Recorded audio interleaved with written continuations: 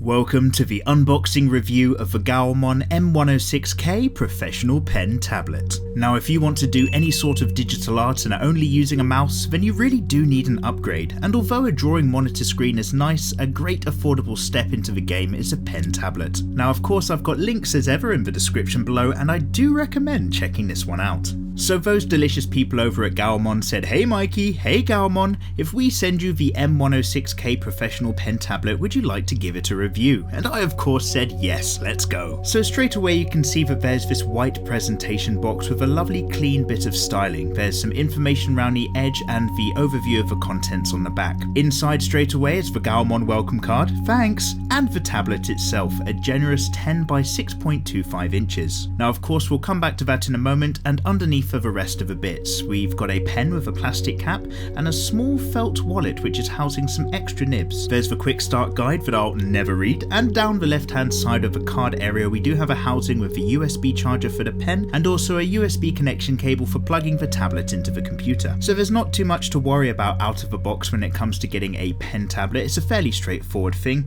but I do like the packaging on this one as it's clearly come under some consideration instead of just receiving a brown box from China. So to recap, fairly simply you can expect the tablet itself, a rechargeable pen, the USB cables, spare nibs with a wallet pouch and a quick start guide. So here's how the Gaomon M106k tablet looks in a relatively small workspace, and as you can see I'm also using it alongside the Gaomon PD1560 pen display tablet as my main monitor, just so that you can compare the two different approaches to digital drawing. All I had to do was plug it in via the USB and it worked immediately as a basic tablet with my Windows 10 computer. But you will still need to download and install the driver from the Gaomon website, which is easy enough, and then the 2048 levels of pressure pen sensitivity will kick in, and I found it worked immediately with Photoshop without having to do anything else. Now this tablet has no less than 12 programmable hotkeys down the side, arranged in pairs. Brilliant! The buttons feel smooth with a minimal click and take care of enough of the commands that you'll never really have to go from the tablet back to the keyboard with your other hand when working on some art. Now because they're arranged in pairs, it's easier to assign these buttons to things like zoom in, zoom out, enter and escape, undo, redo, and so on. But the 12 buttons are a lot to commit to memory straight away, so I personally found that I was using maybe 8 of them at most when having a play. The tablet has a relatively thin profile and does feel nice and solid for use. The matte plastic finish is nice to the touch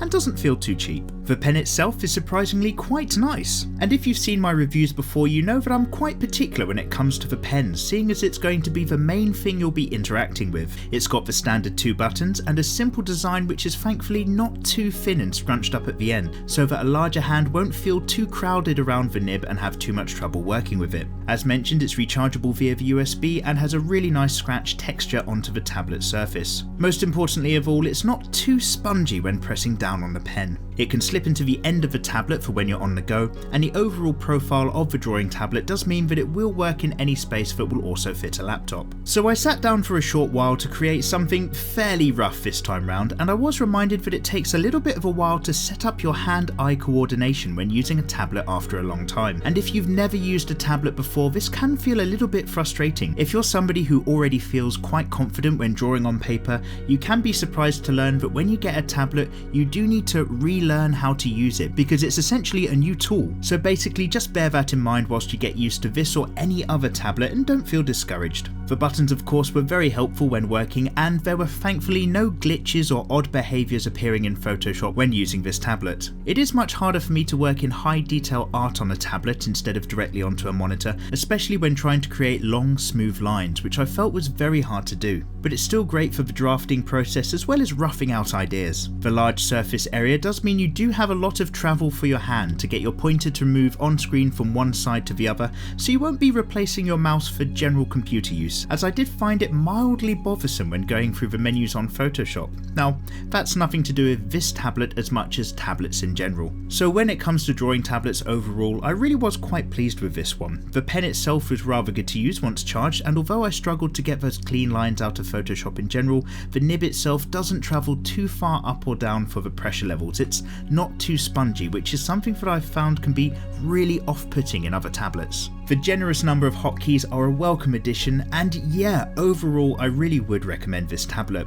To be fair, I've been quite happy with this one for the duration of this review because without too much reservation, upgrading from a mouse to a basic tablet isn't really going to break the bank, and it really makes a huge difference when stepping up your digital art. Now you might think that you simply can't go wrong with buying any old tablet on the market, and to be fair I thought the same, but really it's the pen that can make or break the experience. So well done Gaomon, I'll be holding on to this one as a backup myself, and a great big thank you to the lovely people there for sending me the M106k professional pen tablet for review. That was very kind of them, and they've been very patient with my upload schedule, so I definitely say keep an eye out on the links in the description below for any promotions that they've got running on their tablet range. They're usually quite good to work with, and of course if you guys have got any questions about the tablet or feedback of your own, get in the comment section below and let me know. So thank you so much for watching guys, I really do hope you found this review for the Gaomon M106k professional pen tablet to be useful. So if you're trying to work out whether or not stepping into the tablet world is for you, then I definitely recommend this one.